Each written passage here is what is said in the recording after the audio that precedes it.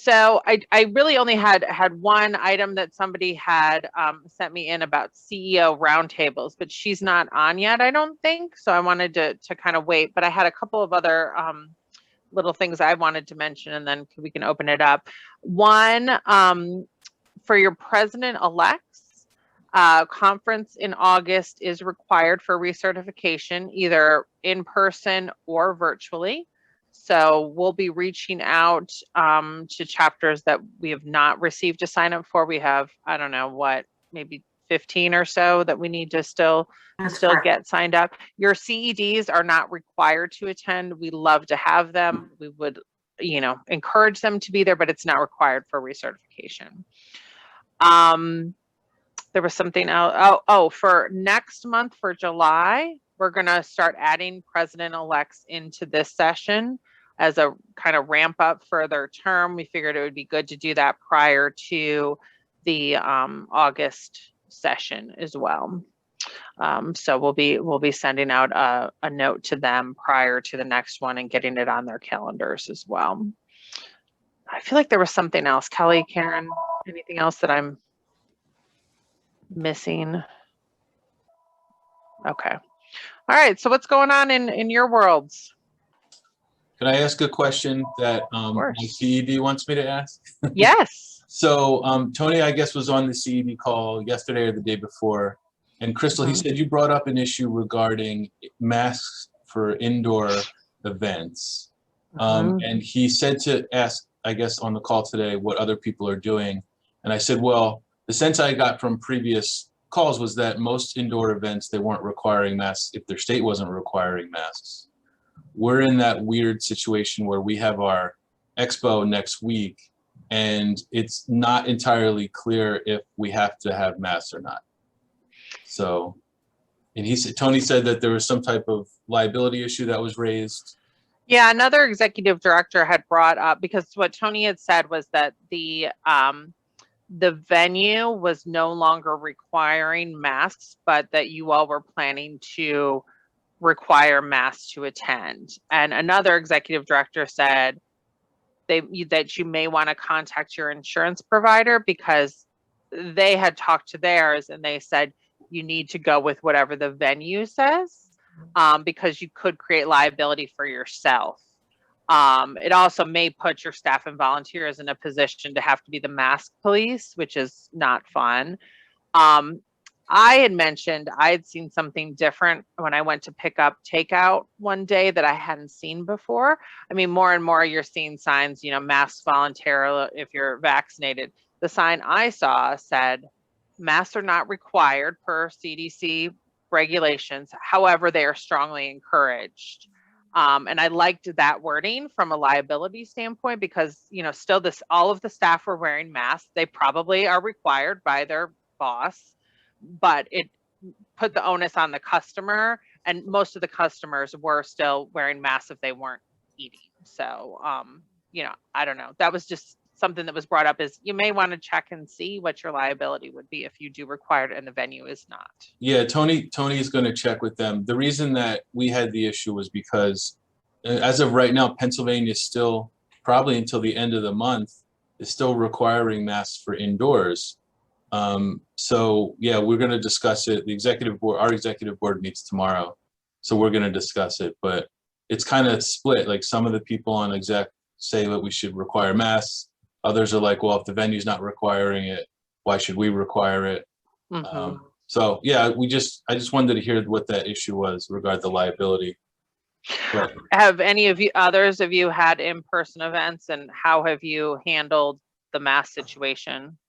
We've had some breakfast events, and the venues are not policing it, but down here it's optional. It's not required for those that have been vaccinated, I should say. It hasn't really been an issue. We've had our monthly breakfast events at a country club, a golf country club. People keep them on. If they want to keep them on, they keep them off. Just hasn't really been an issue. But again, the venues aren't policing it, so they're not telling people, oh, you need to put this on, because it's not a requirement anymore.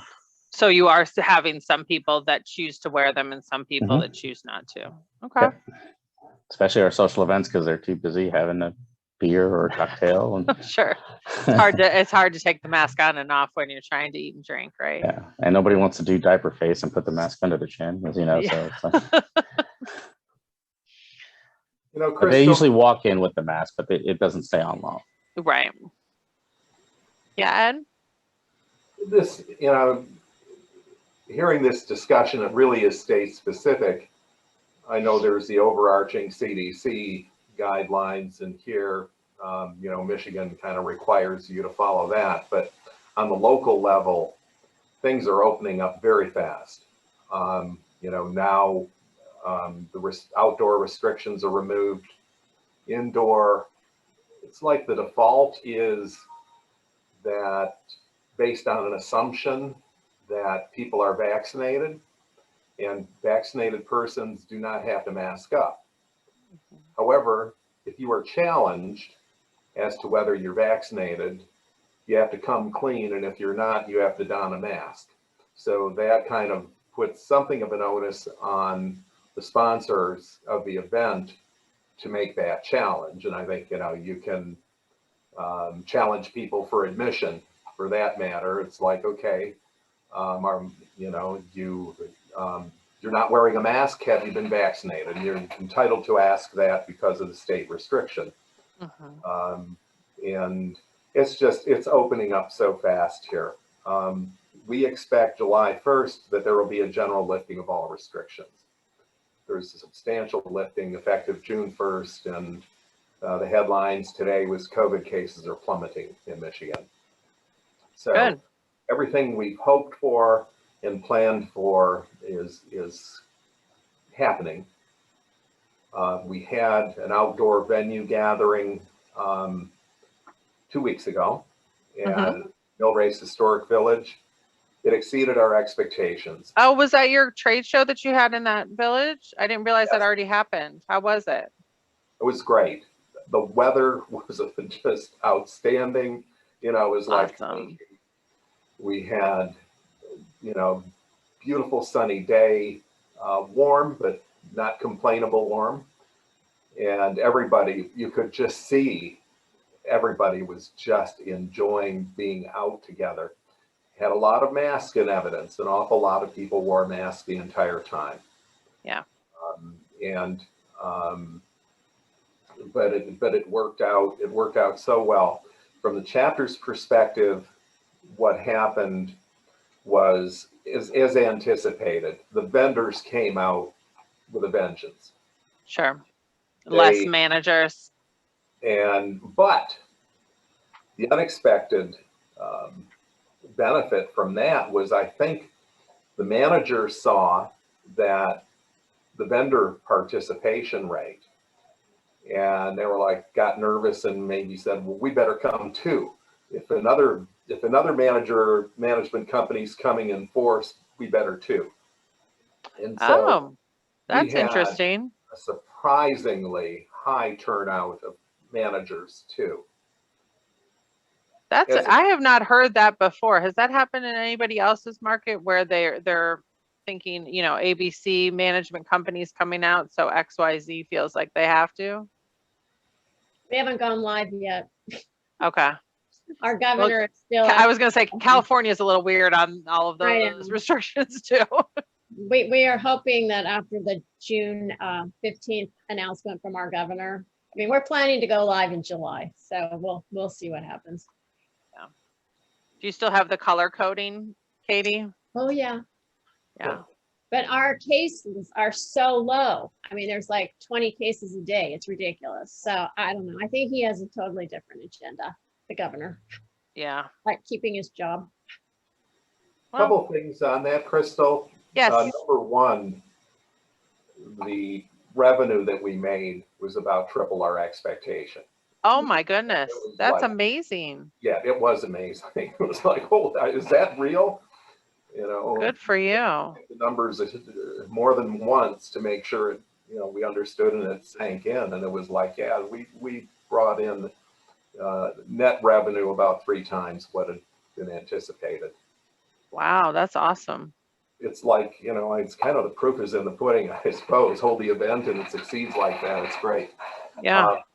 what it raised, some of what it did was it brought out the vendors. It brought out the property managers. It did not bring a lot of civilians. Homeowners. And we were, well, how do we make that happen? And my question comes from a point of discussion that we've had here is we're going to put together a fall tailgate event. And there was some discussion about holding it in the same historic village because everybody loved it. It was just like, wow, I didn't know this was here. Totally cool. Let's do this again. So we're planning a fall event, but something that would go with, you know, outdoors, a barn, you know, something along those lines. But the question is, from our perspective, why not do this on Saturday? What will happen with the dynamic of bringing out the homeowners and board members when you do it on a Saturday? And anticipating that, we'd have planned that event to encourage family attendance. Okay. And so what I was hoping to get from everybody else was just their thoughts and perspective about weekdays versus Saturdays, weekend events. What have people experienced with that? I can tell you, we don't do well on the weekends. It's beach day for us every weekend here. But the last thing managers want to do is go do something on the weekends after working 10, 12 hours a day and during the week. So Yeah. we tried it. We tried an expo on a Saturday years ago, and it was just so poorly attended. So it doesn't work for us. Okay. Can I ask a question Yep. having to do with the conference? I sort of gazed at the agenda and I was wondering if there's anything specific for the current chapter presidents to be there in person. We don't have anything, we typically don't have anything specific for the chapter presidents. We are going, you're welcome to attend the president-elect stuff, and the lounge has always been open for chapter presidents. You guys may not have experienced the lounge because you're president-elect year, we didn't have conference. So we have the lounge is set up in a large room where we have places for people to work, place for people to eat, kind of, you know, a loungy area, comfy seating. Typically it'll be a little pared down this year though, to be honest. And then kind of an area for like smaller sessions and like kind of niche topics. This year it's probably going to be just a lot more of networking available. I do anticipate we'll have some kind of topics that we'll put up on a, you know, chalkboard or whiteboard or something to say, here's, you know, at this time we're going to talk about membership or whatever it may be. So there's definitely going to be opportunities, but not specifically directed at presidents. Does that answer your question? Yeah, Could we have this meeting at conference rather than doing it on Zoom? Yeah. I mean, I'd There's love to see there. everybody face to face if everybody's planning to go. Yeah, no, that'd be great. Ooh, I like that idea. Yeah, we can certainly have a time for current chapter presidents to meet in the lounge and just chat and meet each other in person, since you guys never had that opportunity last year. Yeah, it's a great idea. We certainly have the space this year. So yeah. What is the attendance so far? I know it's really early, but heard it was the great. trend? It's not really early, actually.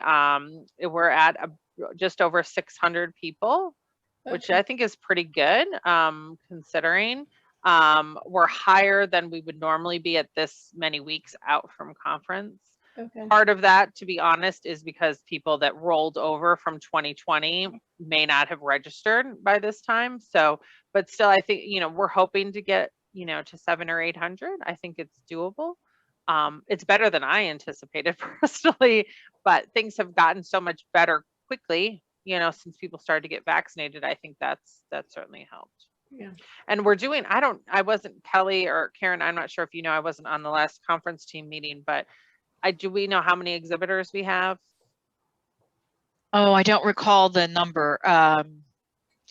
but we're doing well with exhibitors. And Lauren Piontek mentioned that interest was kind of ramping up again. We had a little bit of a lull, but now over the past week or so, she's really gotten a lot of inquiries. So we seem to be doing well. I'm hearing that, you know, through the grapevine that everything seems to be going higher than it ever has before. I think it's just a combination of it's Vegas, B, people are dying to get out to do something fun, Yeah, and socialize. So I've heard nothing but positive regarding attendance and expectations and registrations.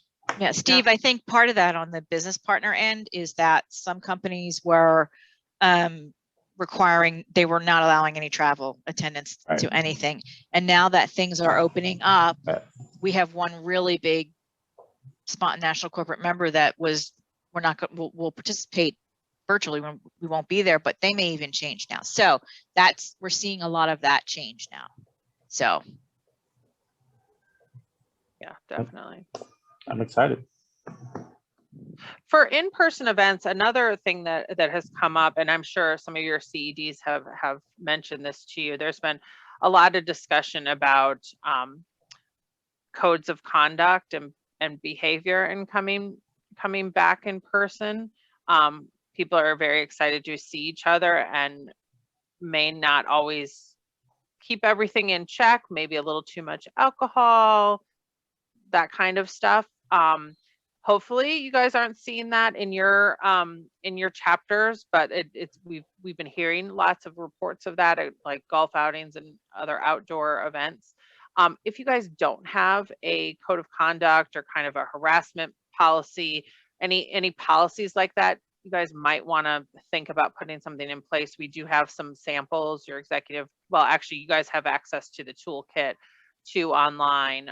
We've put some samples in there for chapters to do that. Oftentimes, I'm asked about it after the incident happens, and it's, you know, preferred. Obviously, we have that in front. We haven't had many situations like that in the past, but I think people are just super excited to be around each other and might get a little carried away.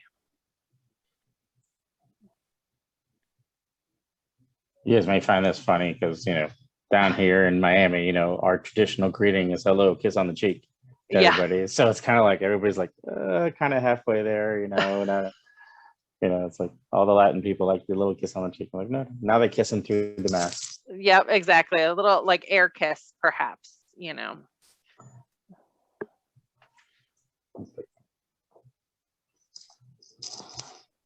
What else is going on?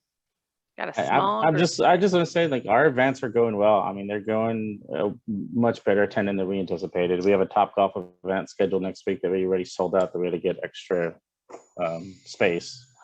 So, oh, wow. I mean, people are signing up. I mean, we just sent out our expo information. We have our 2 expos scheduled, one in August, which is for our Dade and Broward County Expo. And then we had in September, we have one in the Florida Keys. And we get a lot of responses and a lot of new memberships signing up. And, you know, I'm hoping to hit our membership goal soon, next month. We're at 497. I'm at the 500 cusp at 497. Yeah. I was like, awesome. Good for you. Yeah, people are responding. They want to come, you know, and I do other conferences for my job. So I just went to New Orleans a month ago and then Orlando 2 weeks ago, and local people wanted to get involved with CAI. And of course I promote CAI wherever I'm at. So, and these are local people that never heard of it, like even restoration companies, contractors. So, and then I tell them, hey, we have a conference in Vegas. And of course that piques interest. But it just for the content of the conference, right? Yeah, of course. Yes. It goes to show you that a lot of people are not even, you know, branding CAI as much, even in our backyard. There's still people that are oblivious. But the response has been great. I mean, we couldn't be happier with, you know, the social mixes we've planned. Our golf event was a success back in April. We did a fantastic fundraiser event. We raised $15,000 for high school scholarship funds for future educators of America. That went fantastic. It's great support from our business partners. Got some media coverage on that. So that was good branding for the organization. Right. So, I mean, people are involved. I mean, our events have been going very well down here, so I can't complain. Our committee members, not just for Steve, but for everybody, you know, there was a point in time where it seemed like chapters were struggling to get involvement from volunteers because everybody's just so busy and, you know, all the virtual stuff. Are you guys, are you all starting to see volunteers kind of come back to be involved? Or are you still struggling with that, Katie? Some committees, like our outreach committee, is in full force. They've done 3 events, actual live events. They've been very successful. But the back end committees, like programs committee, one would think it'd be really popular. They've lost so many members, and I think it's due in part because they can't meet in person, and it's just really hard to get people to buy into this virtual world still. So I'm expecting once we start becoming live, it's going to ramp up again. Good. But we've got a lot of screen fatigue here because where I am in Orange County, California, Fatigue. the people are, I mean, the general public, they're out in full force and life is back to normal, but we've got all these constraints on the business end. So Yeah. there's the conflict. Yeah, I've heard other chapters mention that as well, is that they want to have live events, but they're Yeah. limited to the number of people still. And even if it's a big number, like 250 or 500, if you're having a conference in some of these larger markets, that doesn't work still. Yeah. So We still feel a little bit of the chokehold, but I have, our board of directors has been really hyper vigilant about abiding by the rules and not letting people influence their decision-making process. And yes, it has caused a few problems because we've had some rogue members go off and plan things and without board approval. So we've kind of reined them back in. But I'm thinking in the next 30 days, life is going to be pretty sweet again. how did you rein them back in, Katie, if they went out and kind of did their own thing? Well, their event that they planned live that they never told the board about was denied. And then they got a little irritated, and I had a couple of chairs quit immediately when they were told no. So we've retooled the committees, and actually another committee picked up on the idea, and they are going through the proper channels of getting board approval, and it will get approved. And it's just a really hard lesson that one committee had to learn, and another committee benefited from it. So in the end, CLAC's going to be the big beneficiary. So yay for CLAC. Yeah.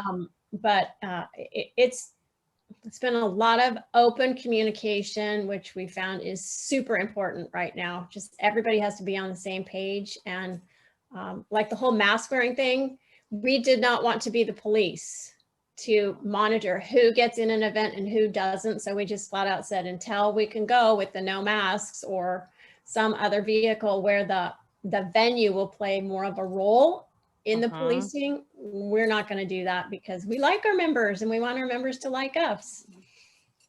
Yeah, no, yeah, it puts staff and volunteers in a really tough position. Yes.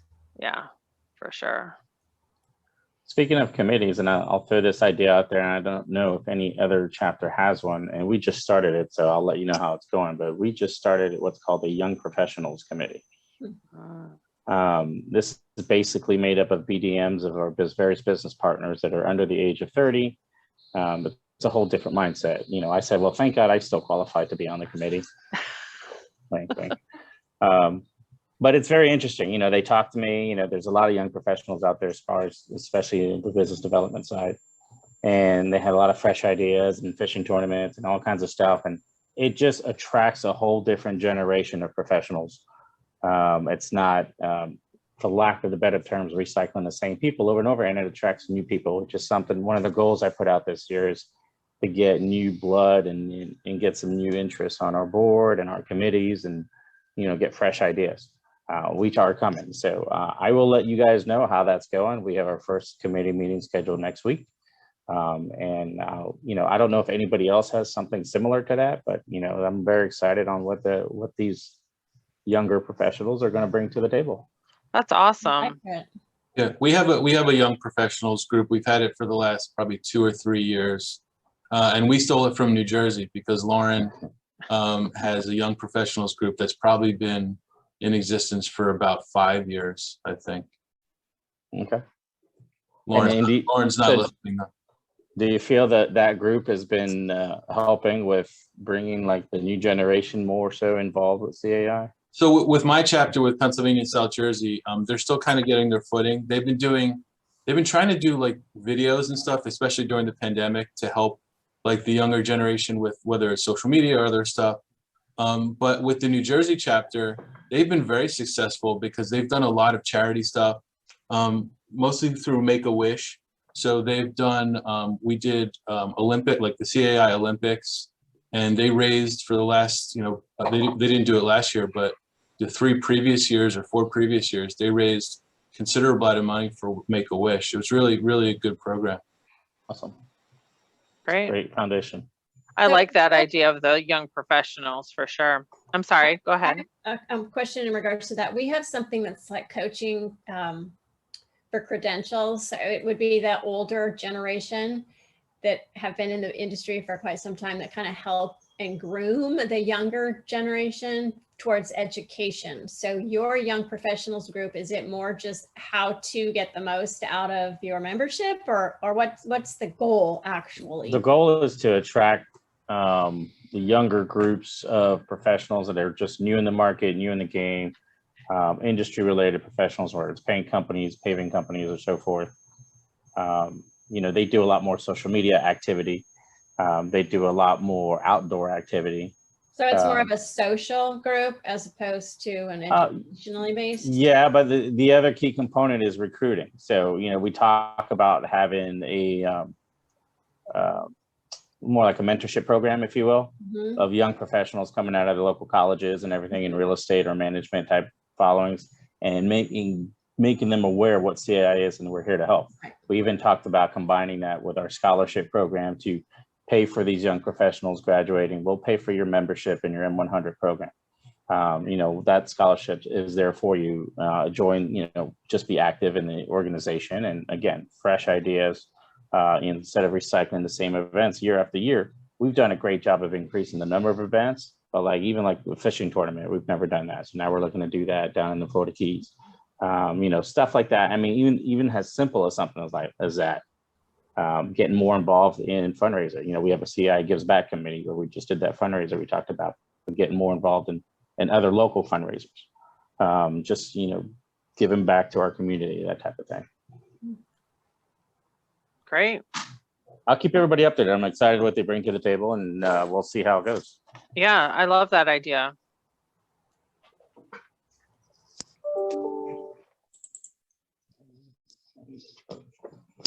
Does anybody else have any kind of, I know I had a chapter ask me in the last few months about other kind of specialized group, like, a women's group or anything like that. There's a group here called Women Empowering Women, WOO, they call themselves. A lot of the same industry leaders are involved but with it's not a CAI. CAI. But it's not a CAI thing. Right. Got it. So Lauren, I know Lauren just jumped off the call, but the New Jersey chapter has a women's committee that they started, I think 2 or 3 years ago. And they run a bunch of different programs, have speakers come in, and different types of programs, mostly for anybody who wants to attend, but geared towards women in the industry.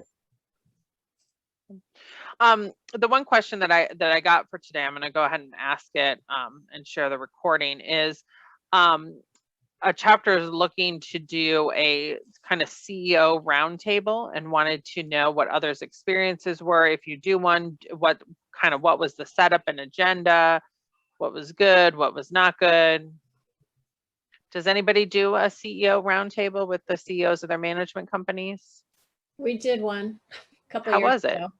It was a dinner and it was really nice. It was at a private club, and there was probably 20 CEOs there, and they just had like a think tank, an idea share, and it was surprisingly positive because we were not sure if they would fear proprietary information, but most of them have been in the industry for so long that they knew each other, and it was kind of a way to get together without being hounded by other people.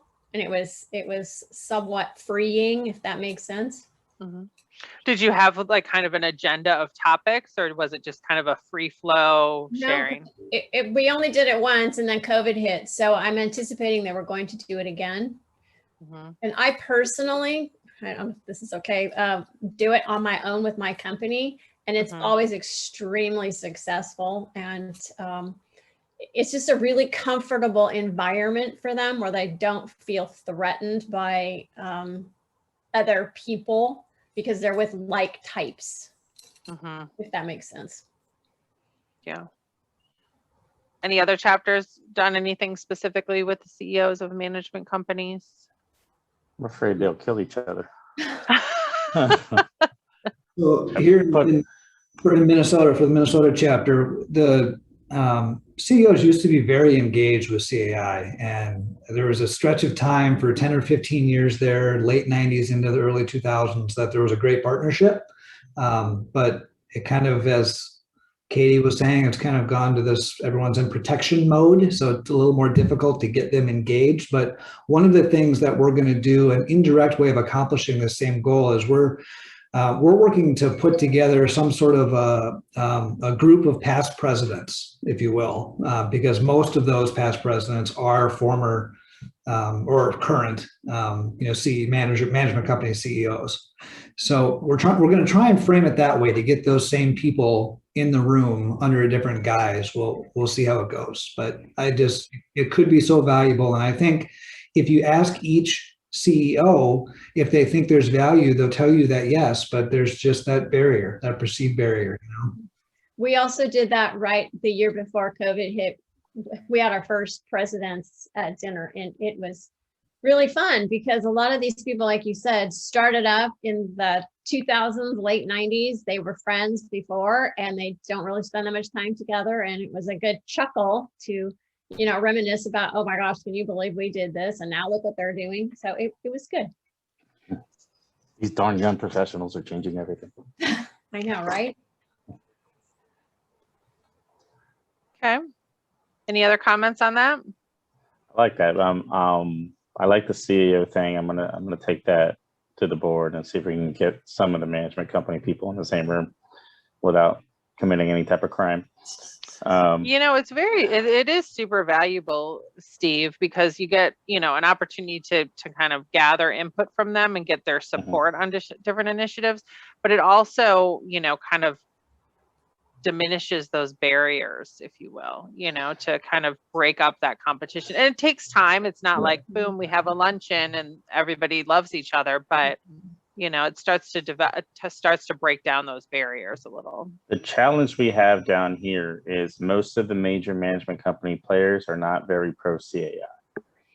They don't promote it well. They look at it as an opportunity for someone else to steal their managers from another place. I'll tell you personally, I was in the business 20 years, and in my first 11 years, or my first 8 years with Continental Group, which is now First Service, when I went to another management company, that's when I found out about CAI, and that was 14 years ago. Wow. Continental Group would never promote anything or never told anybody about it. And I'm sure there were people that were aware, but it's one of those things is, aside from the major companies like Associate is very pro CAI, there are a lot of the smaller ones down here are very pro CAI, but the major ones like the Castle Groups, the KW Managements, there's a whole bunch of major players down here, and they don't get involved. You have to hit the managers one off specifically and get more of the managers involved, and they do, and they come out, but they don't sponsor membership fees. The education factor, they have a fear they're going to lose good managers to other management companies if the more CAI events they go to. It's fear. Yeah, education. Right. So once we got more manager participation, that started to dissipate a little bit here, because that same fear has always been around. But I think time. Yeah. Well, that's what I'm saying. If you put a nice dinner, it's got to be at a nice restaurant for these people that actually want to go. That's a good idea. And even if I do a multi-chapter event with Palm Beach, just to get enough people to come, it's the same players in the way. And I was at a fishing event on this Women Empowering Women group last Friday. You apparently like to fish. I don't. I'm terrible at fishing. Grew up in Miami. I hate fish. I even got a little seasick at that event. Before that, though, however, I'm a golfer. I'm a land guy. I love the ocean. I love to see it. I love to hang out, but going out there and the rockiness. Yeah. Okay. But I wanted to go to this event because we're looking to do one for CAI, and I was like, well, let me see how the turnout was, and it was pretty good. But the chapter president for Gold Coast, so Palm Beach chapter, was there, and we talked about doing more multi-chapter events. Like, stop working against each other. Let's work more together. So I think leadership, your chapter leadership also plays a huge role in the success of that type of event. It does.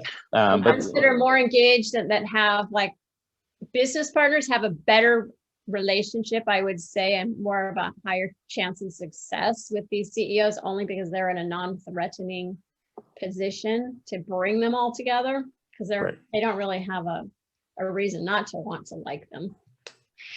Well, and homeowners too, I think, definitely can bring people together, because they're the people that we're providing the services to, in those other levels. So getting those people engaged. As I'm thinking about it, like, why not do a condo attorney roundtable and get all these condo attorneys in one room and see if they don't kill each other? But this way, promote CAI and get somebody, maybe Crystal, want to come down to South Florida, or get Emily down and get some key players and talk to them about getting, all these condo board certified, but getting all, more involved with CAI. And we do have a lot of good attorneys involved, but there's so many more out there. Yeah, absolutely. Good stuff, guys. Taking notes. Yeah, no, it's good. How about education stuff? Are you guys still planning to continue to keep stuff virtual as well? Mm-hmm. Absolutely. We had our last class had over 500 RSVPs, and we just about 200 showed up, which is astronomical. Yeah, it's amazing. So now we're going to do hybrid stuff. Like, we do our education breakfasts every month. So now we're going to start broadcasting that as well as in person. And then when the education starts, we'll broadcast that on Zoom for those that couldn't make the breakfast. So I have a question about the hybrid. We just had this discussion yesterday about the success of the hybrid. What has been your experience? Most of the people on my team had not had a very favorable experience with the hybrid. I'll let you know. We just got all the equipment to do it. So I'll let you know at the end of the month. I'll be curious. And what kind of equipment you got? Because that was the big stumbling block, was that you have to have some specialized equipment for it to be successful. It's useful equipment. So the method of my madness is I recruited a colleague who runs an IT company back in December. It's like, hey, you need to become part of CAI. And I'm like, in the back of my head is, I need an IT person. So he loved the idea, and he's a leader in itself. He's always posting positive stuff on LinkedIn. So I recruited him. He's getting involved now. So he's helping me with the technical stuff now that we lacked severely. So I'll let you know. Good, thank you. Josh, I know Minnesota's done a couple hybrid events. Do you want to speak to how you guys have done with that? Yeah, we've done, we've done probably a half a dozen education hybrid events. We did 3 or 4 of them, I'm sorry, half a dozen or so, all virtual. Early on in the pandemic last summer, we actually did a few hybrid events, and we were surprised that it was about 40-60, about 40% of the people, and we have about 100 on average, so about 40 people came in person and 60 people virtually. And then we've been doing a lot of surveying to understand if people are comfortable coming back to events. And I'll say for education, it's really interesting that a lot of people are responding to the education question of, are you comfortable coming to an in-person event, or would you prefer to do these online? Like 80-90% of people are saying prefer to do it online, which is completely against what we thought. We thought people would be saying, no, get back to being in person, which they are. But when you look at it through the lens of education events, I think people just enjoy the convenience of it being virtual. So I think going forward, we're just going to continue, for education, is just going to continue to be a hybrid offering, because as much as we want to get people live and in person and enjoy that engagement, the convenience to get people those credit hours, and we have to just be aware of that. Well, we're coming to the end of our scheduled time. I think we're scheduled for 45 minutes. Does anybody else have any topics you want to talk about today? Again, reminder for your president-elects to sign up for conference, and we'll add our president-elects to this call starting in July. Okay, thank you so much, everybody. Nice to see you all, and we'll see you soon. Thank you. Take care. Bye.